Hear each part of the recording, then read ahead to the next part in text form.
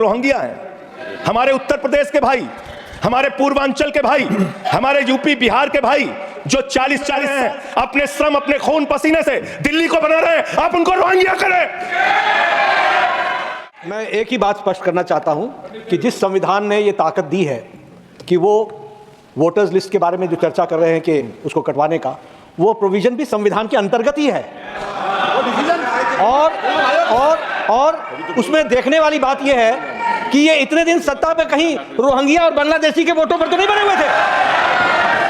मानिए संजय जी, इतनी शानदार बात आज की है लीडर ऑफ द हाउस ने। सर, मैं इनका नमन करता हूं, इतनी बढ़िया बात इन्होंने कह दी कि मैं इसका जवाब जरूर दूंगा। सर, इन्होंने कहा कहीं ऐसा तो नहीं जिनके नाम काटे जा रहे हैं वो रोहिंग्या हैं, हमारे उत्तर प्रदेश के भाई, हमारे पूर्वांचल के भाई, हमारे यूपी बिहार के भाई जो 40-40 साल से दिल्ली में रह रहे हैं, अपने श्रम अपने खून पसीने से दिल्ली को बना रहे हैं, आप उनको रोहिंग्या करें। आप उनको रोहिंग्या करें। हिम्मत कैसे हुई आपकी? हिम्मत कैसे हुई आपकी? आप बैठे, आप हमारे पूर्वांचल के भाइयों को रोहिंग्या कहेंगे? हिम्मत कैसे हुई आपकी? हिम्मत नहीं होनी चाहिए आपकी। आगे बोलो। पूर्वांचल के लोगों को बांग्लादेशी। बाबा साहब डॉक्टर भीमराव अंबेडकर जी ने जब भारत का संविधान लिखा तो हिंदुस्तान के सभी वर्गों के बारे में सोचा, सबके अधिकारों के बारे में सोचा, भारत कैसे तरक्की के रास्ते पे जाएगा, कैसे आगे बढ़ेगा, इसको लेके भारत के संविधान को बनाया उन्होंने।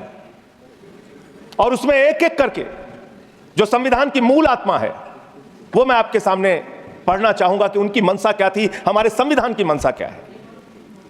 संप्रभु राष्ट्र, यानी ऐसा देश जो किसी दूसरे देश के प्रभुता से मुक्त है, अपने सभी निर्णय लेने के लिए पूर्णतः स्वतंत्र है और उस पर किसी बाहरी शक्ति का कोई प्रभाव नहीं होगा। समाजवाद एक ऐसा विचारधारा है जो ये मानती है कि समाज के सभी लोगों तक संपन्नता का हिस्सा पहुंचना चाहिए, धन संपत्ति भी समाज से ही उपजती है, तो उसका बंटवारा भी शांतिपूर्ण और न्यायपूर्ण तरीकों से लोगों के बीच होना चाहिए। लोकतांत्रिक समाजवाद की यह विचारधारा कहती है कि धन समाज के कुछ लोगों तक सीमित नहीं रहना चाहिए। उत्पादन के साधनों पर लोगों का मिला जुला मालिकाना होना चाहिए। यह भारत का संविधान कहता है। आज क्या स्थिति है, भारत की क्या स्थिति है मान्यवर? मोदी जी के राज में क्या स्थिति है?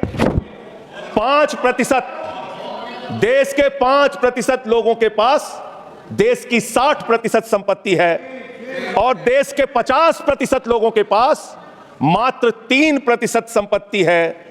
और पिछले 2012 से लेकर अगर 21 तक का आप रिकॉर्ड इनका देखेंगे तो 40% संपत्ति 1% लोगों के पास गई है। यह है इनकी समाजवाद की विचारधारा, यह है इनकी बराबरी की सोच, यह किस तरीके से ये भारत के अंदर गैर बराबरी को जन्म दे रहे हैं।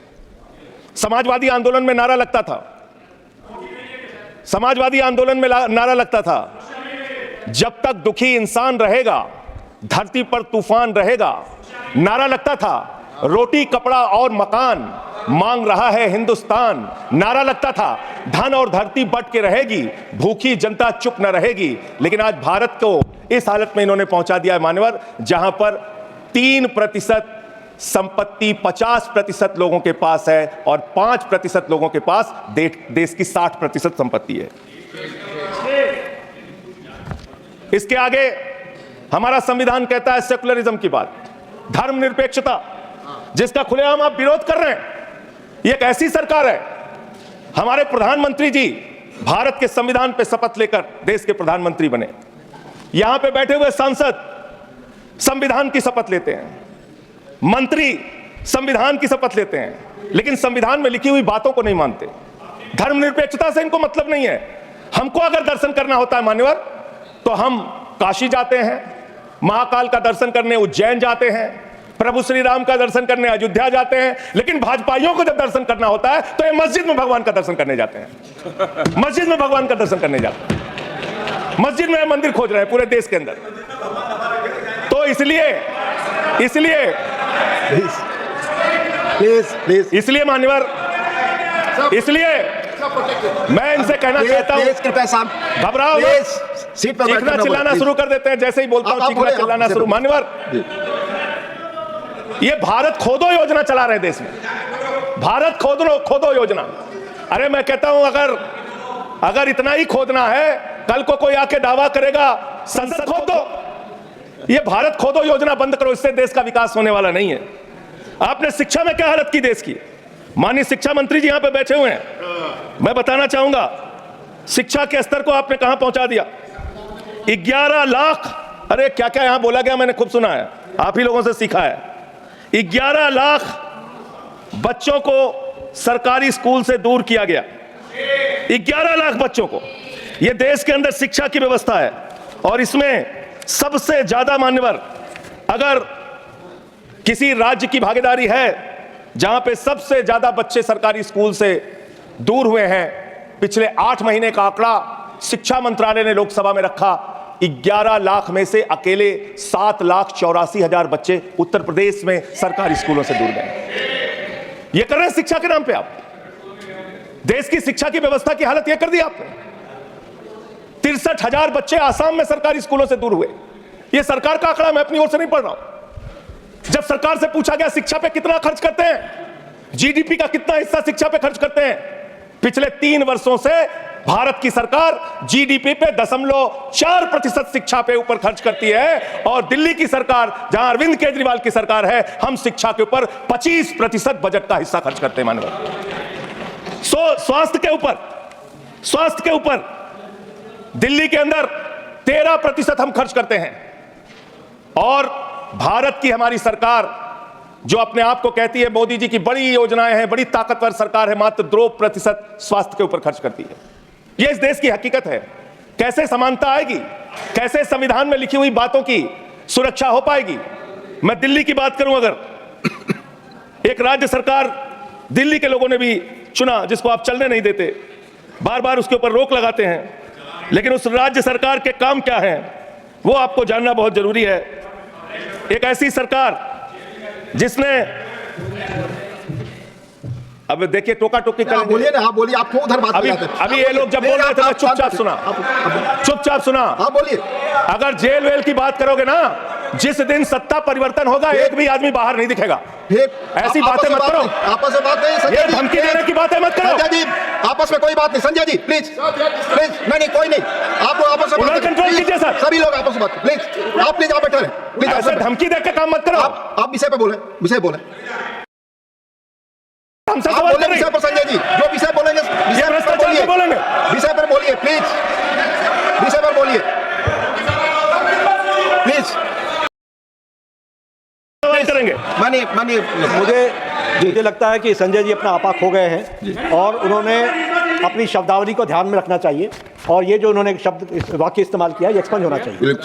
प्लीज आप बोलिए, प्लीज सर बोलिए। मैं दिल्ली के काम बता रहा हूं। आप दिल्ली का काम बताइए। आपस में दिल्ली की सरकार ने क्या किया है संविधान की रक्षा के लिए? टिप्पणी ना करें।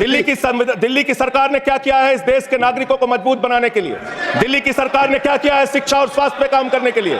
दिल्ली की सरकार ने क्या किया है बाबा साहब के लिखे गए एक एक शब्द को जमीन पे उतारने के लिए? दिल्ली के अंदर शिक्षा में हमने 25% खर्च किया, स्वास्थ्य में हमने 13% खर्च किया, दिल्ली में हमने बिजली फ्री दिया। पूरे देश में पहली सरकार है जो बिजली फ्री देने का काम करती है। दिल्ली के अंदर केजरीवाल जी ने 200 यूनिट बिजली फ्री, 400 यूनिट बिजली आधे दाम पे दिया। दिल्ली के अंदर केजरीवाल की सरकार ने इलाज मुफ्त किया, पानी मुफ्त दिया। दिल्ली के अंदर सीट पर बैठकर बुजुर्गों को तीर्थ यात्रा कराने का काम किया। बुजुर्गों को तीर्थ यात्रा कराने का काम किया दिल्ली की सरकार ने। दिल्ली की सरकार ने माताओं बहनों के लिए बस की यात्रा फ्री करने का काम किया और अगली योजना आ रही है, दिल्ली में केजरीवाल मुख्यमंत्री बनेंगे, दिल्ली की महिलाओं को 2100 रुपए हर महीने उनके खाते में पहुंचाया जाएगा। हम महिला को सशक्त करेंगे, मजबूत करेंगे।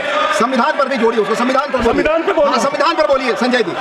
संविधान के अंतर्गत मैं एक चुनी हुई सरकार के बारे में बोल रहा हूं। संविधान पर चर्चा हो रही है, दिल्ली में होगी, संविधान पे आप बोले और दिल्ली में मैं बोल रहा हूं। दिल्ली के अंदर 200 किलोमीटर के मेट्रो नेटवर्क को हमने 2015 से बढ़ाकर 450 किलोमीटर किया। संजय जी कॉन्स्टिट्यूशन पे बोलिए सर। उन्होंने अपने सरकार की उपलब्धि गिनाई, आपने उनको नहीं रोका।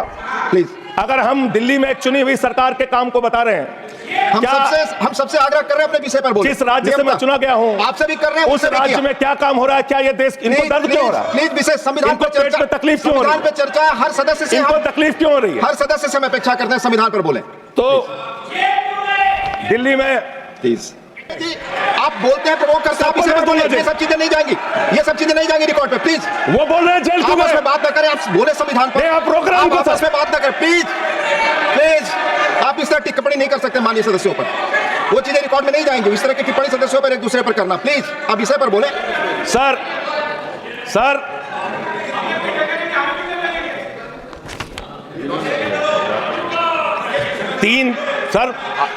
आप ही का चेहरा दिख रहा है सर। नहीं मेरा चेहरा नहीं, चेहरा आपका दिख रहा, बोलिए तो सर प्लीज सर विषय पर बोलिए। सर जो आप मालूम है कि विषय पर बोले, आप विषय पर बोले संजय सर देश के अंदर एक चुनी हुई सरकार है, संविधान के तहत वो सरकार चुनी हुई है, संघीय ढांचे का जिक्र उस संविधान के अंदर किया गया है, उसको आप क्यों नहीं मानते? दिल्ली की सरकार को क्यों नहीं चलने देते? हमारे सारे काम पे रोक क्यों लगाते हैं आपने सबसे बेहतरीन देश की काम करने वाली सरकार, एक ऐसी सरकार, जब अमेरिका के राष्ट्रपति की पत्नी हिंदुस्तान आई तो मोदी जी ने पूरे देश का हवाला दिया। गुजरात का स्कूल देख लो, मध्य प्रदेश का देख लो, उत्तर प्रदेश का देख लो, हरियाणा का देख लो। उसने कहा हमें केजरीवाल का स्कूल देखना है, मनीष सिसोदिया ने जो स्कूल बनाया वो स्कूल देखना है। ये काम हमने किया। आज दिल्ली के स्कूल मॉडल की चर्चा पूरी दुनिया में हो रही है, अस्पताल के मॉडल की चर्चा पूरी दुनिया में हो रही है। ये मंत्री है सरकार के। बच्चों शांत हो जाओ, बच्चों हल्ला मत करो, बच्चों शांत, बच्चों हल्ला मत करो, बच्चों शांत। मान्यवर ये हमारा टाइम खाने की कोशिश कर रहे हैं। दिल्ली के अंदर चुनाव होने जा रहा है। चुनाव भारत के संविधान का एक बड़ा पर्व माना जाता है। संविधान ने हमें ताकत दी, अपने हिसाब से विधायक चुनिए, अपने हिसाब से सांसद चुनिए, वही मंत्री बनता है, मुख्यमंत्री बनता है, प्रधानमंत्री बनता है। दिल्ली में चुनाव क्या हो रहा है? दिल्ली में कैसे चुनाव कर रहे हैं लोग? ये महाराष्ट्र और हरियाणा का प्रयोग, चुनाव घोटाले का प्रयोग दिल्ली में करना चाहते हैं। और वो कैसे करना चाहते हैं? कैसे करना चाहते हैं? ध्यान से सुनिएगा सर। दिल्ली के अंदर ये चुनाव घोटाले की मैं रिपोर्ट लेके आया हूं। ये रिपोर्ट आज पूरे देश को पता होनी चाहिए। दिल्ली में जो चुनाव करा रहे हैं मान्यवर, ये घपले से जीतना चाहते हैं। शाहदरा में भारतीय जनता पार्टी के एक पदाधिकारी ने 11,008 वोट कटवाने की अर्जी दी। जनकपुरी में भारतीय जनता पार्टी के 24 कार्यकर्ताओं ने 4,874 वोट कटवाने की अर्जी दी। तुगलकाबाद में भारतीय जनता पार्टी के 15 कार्यकर्ताओं ने 2,435 वोट कटवाने की अर्जी दी। मानिए आप संविधान क्या चुनाव के बारे में बोलना प्लीज आप बैठे प्लीज। क्या संविधान के अंतर्गत चुनाव नहीं होता सर? आप बोले सर चुनाव के बारे में बोलना। हाँ तो ये आप गायब। फ्री एंड फेयर इलेक्शन संविधान ने दिया है। तुगलकाबाद में एक बूथ है, बूथ नंबर 117, वहां कुल 1337 वोट हैं, उसमें से 554 वोट कटवाने की अर्जी 2 बीजेपी के कार्यकर्ताओं ने दी। पालम में भाजपा के 9 कार्यकर्ताओं ने 1641 वोट कटवाने की अर्जी। संजय जी रजौरी गार्डन में सर चुनाव का अधिकार संविधान ने दिया। ऑथेंटिसिकेशन करेंगे। चुनाव का अधिकार संविधान ने दिया। जो आरोप लगा क्या हम चुनाव के घपले पे नहीं बोलेंगे? यहाँ पे प्लीज क्या चुनाव के घपले पे नहीं बोलेंगे? इसको चुनाव हाँ ऑथेंटिकेट करूंगा सर। I will authenticate.